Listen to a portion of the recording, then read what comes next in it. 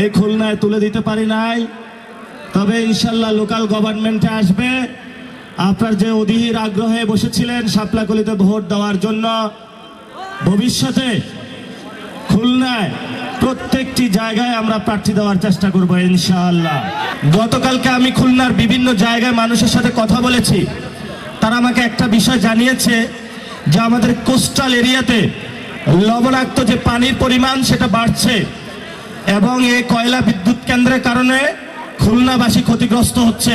আজকে খুলনাবাসীর পক্ষ থেকে আমরা সরকারের কাছে আবেদন জানাচ্ছি, শেখ হাসিনা কুসুম কুসুম প্রেম করে ভারতের সাথে খুলনাতে যে বিদ্যুৎ কেন্দ্রটা বসিয়ে দিয়েছিল, খুলনার মানুষের উপরে গলার উপরে পা দিয়ে বসেছিল, অতি দ্রুত ভারতের সাথে সেই চুক্তি বন্ধ করে ভারতীয় এই ধ্বংসকারী পাওয়ার প্ল্যান্ট খুলনা থেকে বন্ধ করতে হবে।